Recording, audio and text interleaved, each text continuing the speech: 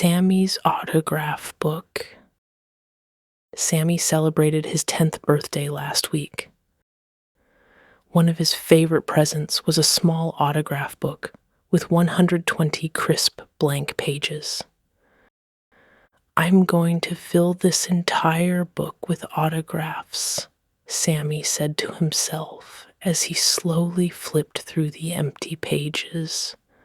Sammy lived in a small town far from any big city. Famous people didn't often visit places like his. For a moment, he wondered if filling the book would even be possible. Then he slipped the autograph book into his backpack and headed off to school. On the way, Sammy passed the firehouse. A new firefighter, Melissa, stood outside with a wrench in her hand, fixing the fire engine. Sammy stopped, opened his book to the first page, and held it out to her. "Could you please sign my autograph book?" he asked politely. Melissa looked surprised. "Oh, I'm not famous," she said. Sammy thought for a second. "Do you save lives?" "Yes," Melissa replied. "Then sign right there," Sammy said, pointing to the page. As he walked away, Sammy smiled. Filling the book might not be so hard after all.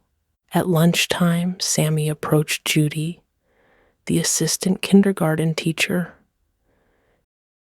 She had been teaching for over 30 years and was something of a legend at the school.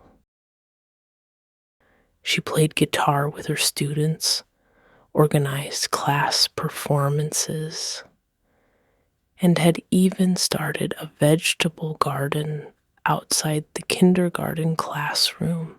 "I'd like you to sign my autograph book," Sammy said, holding it out. "But I'm not famous," Judy replied. "I don't even have a college degree." Sammy paused. "How many students have you taught in 30 years? Just a few or a lot?" "A lot," Judy said. "And do some of them come back years later to thank you?" "Well, yes, they do." "Then sign right here." After school, Sammy played basketball in his neighbor Alex's driveway.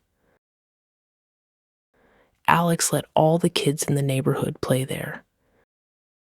He also loved dogs and once a week brought 2 of his gentlest dogs to a retirement home so residents could spend time with them. "I'd like your autograph," Sammy said. "But I'm not famous," Alex began. "Do you let all the kids play basketball here?"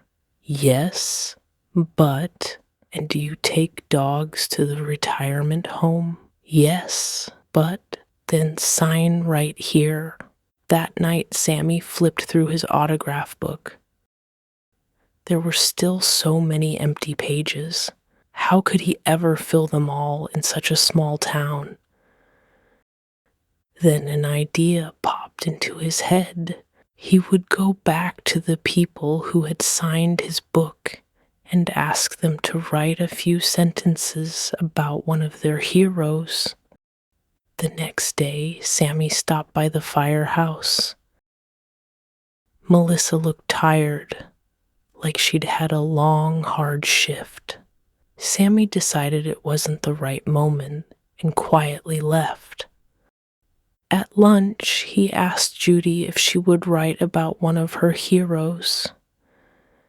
She smiled and wrote a few sentences about Dr. Seuss. "Why is Dr. Seuss a hero?" Sammy asked. "Read his stories again," Judy said. "You'll understand." Sammy wasn't sure he did understand. But if anyone knew what mattered, it was Judy. As he walked away, he called back, What's your favorite Dr. Seuss story? The Sneetches, she replied. By far. That afternoon, Sammy asked Alex to write about his hero. Alex thought for a long time before writing. When Sammy read it later, he noticed there was no name at all. Heroes are people who can see a better world just around the corner, it said. The next morning, Sammy stopped at the firehouse again. Melissa looked strong and energetic. When he explained his idea, she nodded and quickly scribbled a few words. Sammy was late to school and didn't get a chance to read them right away. During class, when he was supposed to be paying attention, curiosity got the better of him. He peeked. I am my own hero. Sammy, his teacher said, noticing the distraction. You need to focus. How can you learn anything if you're not paying attention? Sammy looked up, startled. Oh, his teacher said, smiling. Is that your autograph book? You've been teaching all of us with it. Learning can be found everywhere. If you're paying attention, the world is full of discoveries for anyone willing to explore. Sammy closed his book gently. There were still many empty pages, but now he knew exactly how to fill them.